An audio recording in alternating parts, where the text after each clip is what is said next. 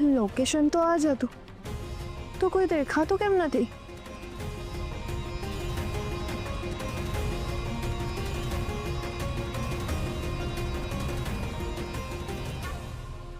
Shit, અહીંયા તો network પણ નથી આવતું. હવે શું કરું?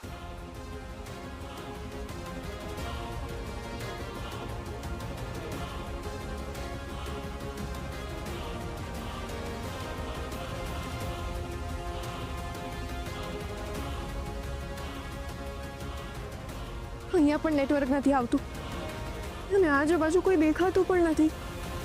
ઓ ગોડ!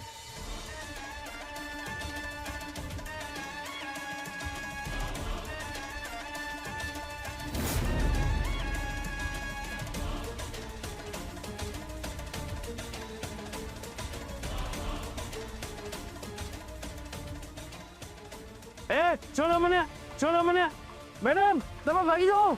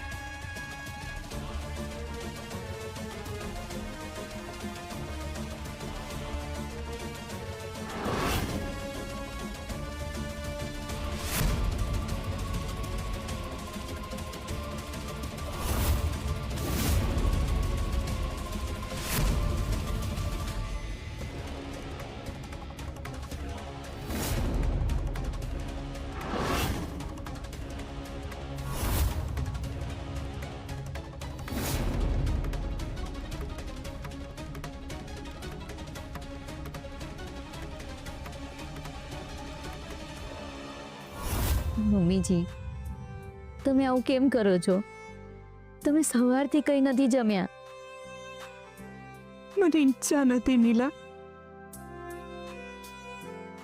ઉર્મિલાબેન, એમ કેમ ચાલશે? પરિસ્થિતિ સામે લડવા માટે તાકાત તો જોઈશે જ ને. રશ્મિબેન, હું શૌર્યની માં છું અને જે માનો દીકરો કસ્ટડીમાં હોય એના ગળેથી ખાવાનું કઈ રીતે ઉતરે? તમે જ કોને? મારી જગ્યાએ જો તમે હોત તો શું તમે ખાઈ શક્યા હોત? રશ્મિબેન, જ્યારે આપણને ખબર પડી કે રાધા જે એમ્બ્યુલન્સમાં આવી રહી છે એ એમ્બ્યુલન્સ બ્લાસ્ટ થઈ ગઈ છે, ત્યારે તમારી કેવી હાલત થઈ હતી? શું તમારા ગળેથી ખાવાનું ઉતર્યું હતું? રાધા ઘરે ના આવી, તમે એને જોઈ નહીં ત્યાં સુધી તમે અન્ન જળનો ત્યાગ કર્યો હતો. તમને યાદ છે ને?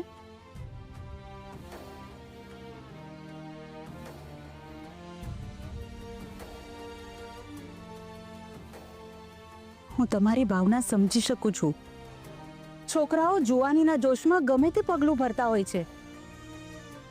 એ લોકો એ નથી વિચારતા કે એ પોતે તો દુઃખી થાય છે જ, પણ સાથે સાથે એમની પાછળ એમનો પરિવાર પણ દુઃખી થતો હોય છે.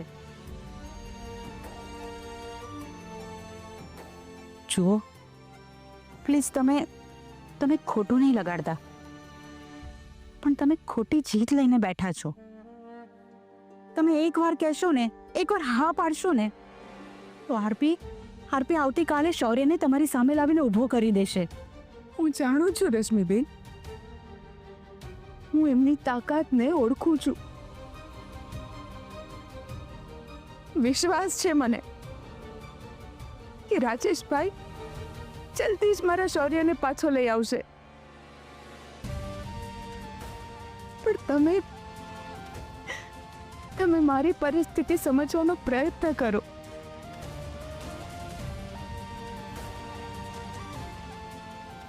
ફક્ત એક માં તરીકે વિચાર કરું ને તો મારે તમારી વાત માની જ લેવી જોઈએ.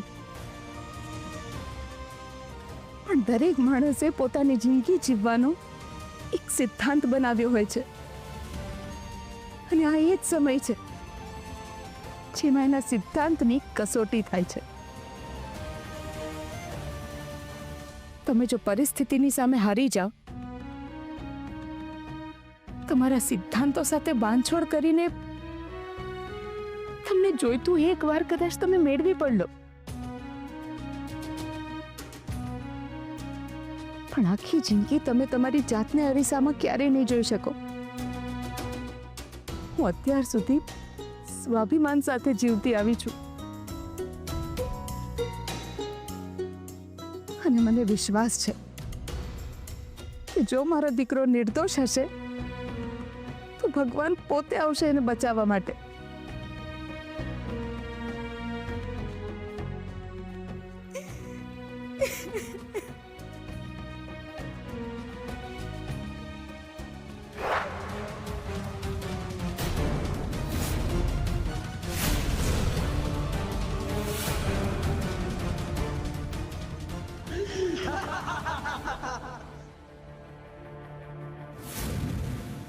પૈસા કરતા વધારે વાલો તો મારો જીવ છે મને.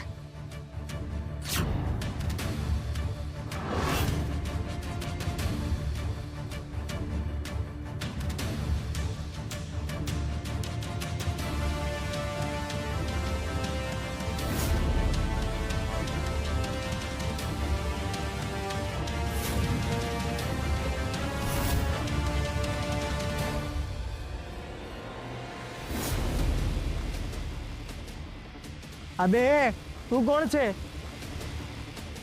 વચ્ચેથી નીકળી જા, આ અમારો શિકાર છે.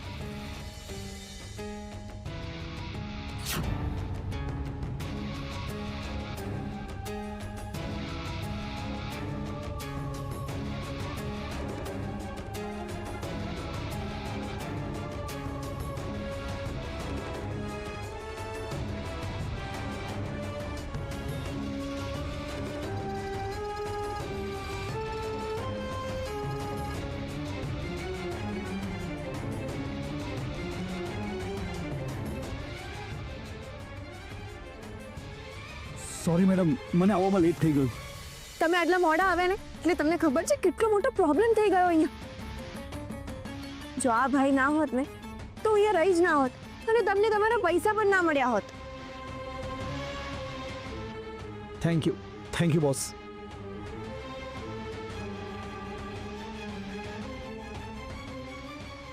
હાલો, હવે મેં જે કહ્યું છે ને એ બરાબર રીતે થવું જોઈએ, સમજ્યા? તમે એની ચિંતા ના કરો.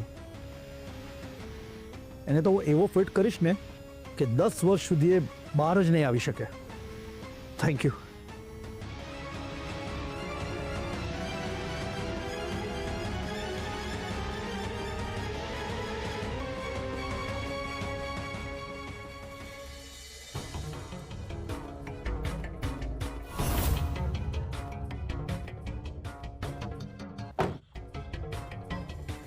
એક મિનિટ ભાઈ. સારો હટ્ટો કટ્ટો છે. જો આ મારો આસિસ્ટન્ટ કમ બોડીગાર્ડ બની જાય તો પછી મારે કોઈનાથી ડરવાની જરૂર નથી. તમારા લીધે આજે મારો જીવ બચ્યો છે. મારે તમને કંઈક તો આપવું જોઈએ. શું તમને વાંધો ના હોય તો તમે મારા પર્સનલ આસિસ્ટન્ટ કામ બોડીગાર્ડ બનવા માટે તૈયાર છો? ઠીક છે, વાંધો નહીં. તમે વિચાર કરીને મને આવતીકાલે ફોન કરજો. હો હાલો, મારું વિઝિટિંગ કાર્ડ.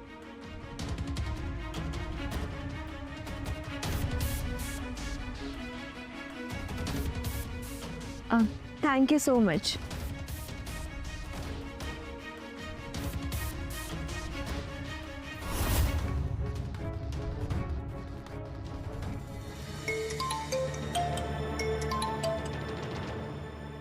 હેલો.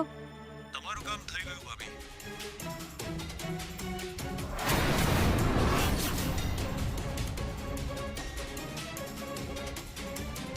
તમારો ખૂબ ખૂબ આભાર પ્રતીકભાઈ. આ કામ માટે તમારાથી વધારે વિશ્વાસુ અને અમારા પરિવાર માટે વફાદાર બીજું કોઈ જ ના હોઈ શકે. પ્રતીકભાઈ, તમે હંમેશા સાસુમાનો પડછાયો બનીને એમની સાથે રહ્યા છો. ઘરના બધાએ પણ તમને હંમેશા ઘરના સદસ્ય જ માન્યા છે. તમે પૂરી ઈમાનદારીથી અમારા પરિવારનો સાથ આપ્યો છે અને એટલે જ આજે આ કામ માટે મેં તમને યાદ કર્યા. તમે મને યાદ કર્યો ને, એ જ મારી ઈમાનદારીનું ઇનામ છે ભાભી. તમારો આ દિયર 24 કલાક અને 365 દિવસ તમારી સેવામાં હાજર છે. અત્યારે તમે જે વેશમાં કિયારા સામે છો એ જ વેશમાં તમારે બધા સામે રહેવું પડશે.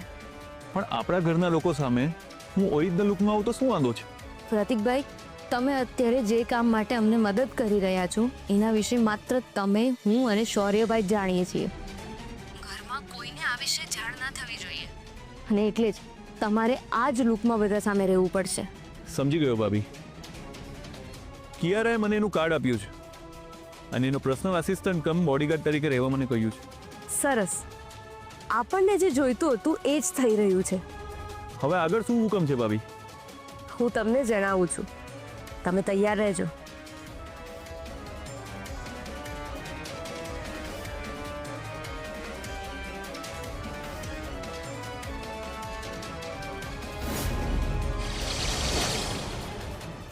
આપણી પાસે સોમવાર સવાર સુધીનો સમય છે.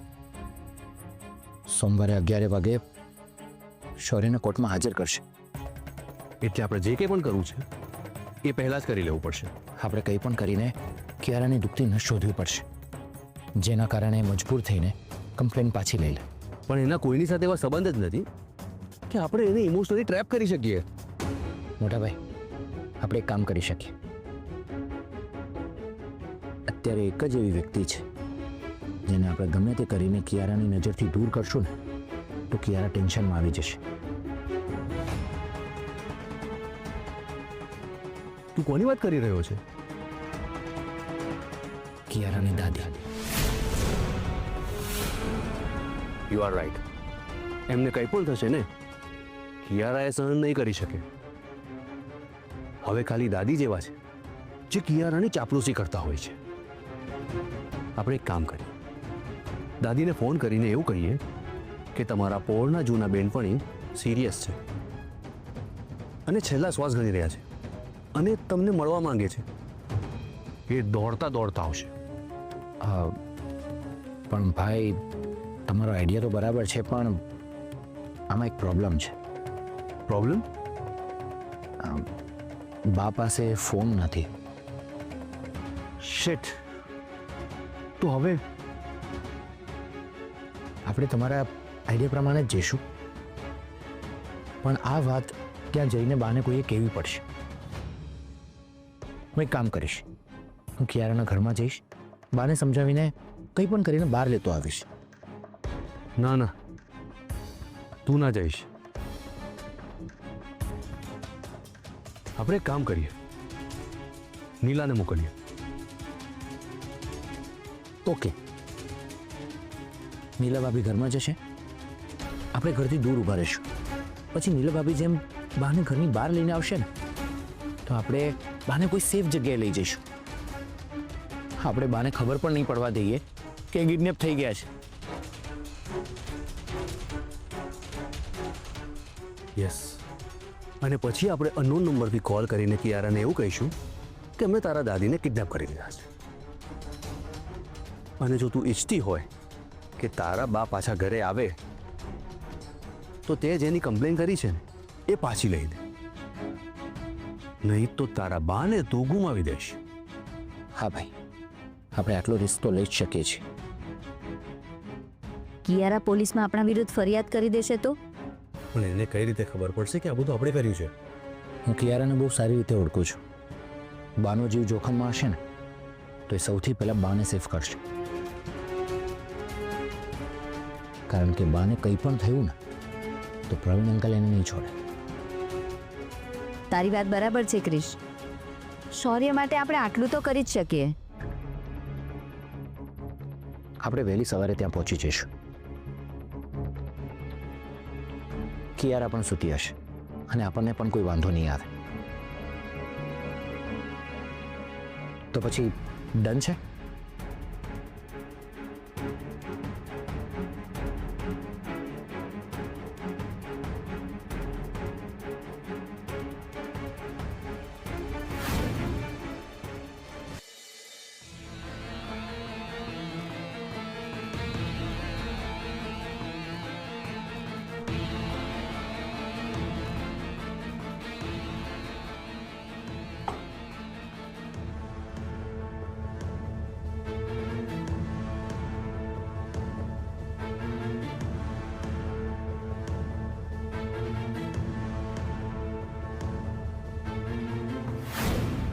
કિયારા, જે કામ માટે ગઈ હતી એ કામ થઈ ગયું? કિયારા, તું કેમ આટલી ટેન્શનમાં લાગે છે? મારી બહુ મોટી ભૂલ થઈ ગઈ. તને લઈને ગઈ હોત ને તો સારું થયું હોત. કેમ? શું થયું? કોઈ પ્રોબ્લેમ થયો?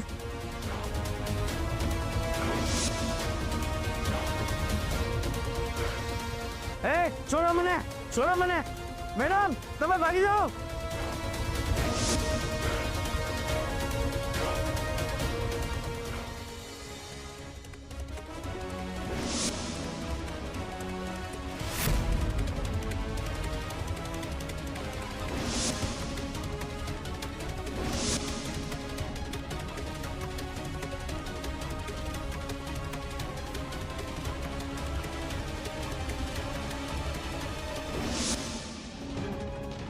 એટલે જ મેં તને કહ્યું હતું કે હું તારી સાથે આવું છું, પણ ના.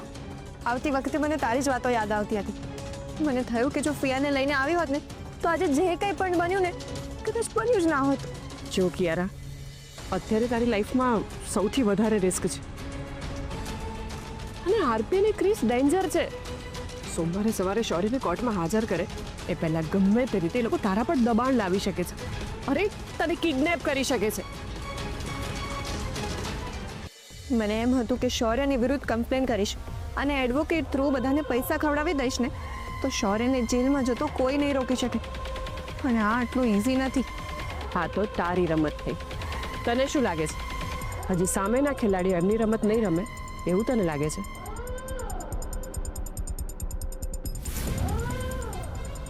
કિયારા, જે માણસે તને બચાવી એ કોણ હતો? એને એનો ફેસ કવર કરેલો હતો એટલે મને ખબર ના પડી. પણ જો એ ના હોત ને તો આજે હું અહીંયા જીવતી ના હોત. સારું થયું એ સમયસર આવી ગયો. પણ એટલીસ્ટ તારે ફોન નંબર તો લઈ લો હતો. મેં એને મારું કાર્ડ આપ્યું છે અને મારું પર્સનલ આસિસ્ટન્ટ કમ બોડીગાર્ડની પણ ઓફર આપીને આવી છું. એ કામ તે સારું કર્યું અને સાચે જ હવે તને બોડીગાર્ડની જરૂર છે. હવે જ્યાં સુધી સોમવારની સવાર નહીં થાય ત્યાં સુધી ટેન્શન રહેશે. આરપી અને ક્રિશની દરેક ચાલને જવાબ આપવા માટે આપણે રેડી રહેવું પડશે ફિયા.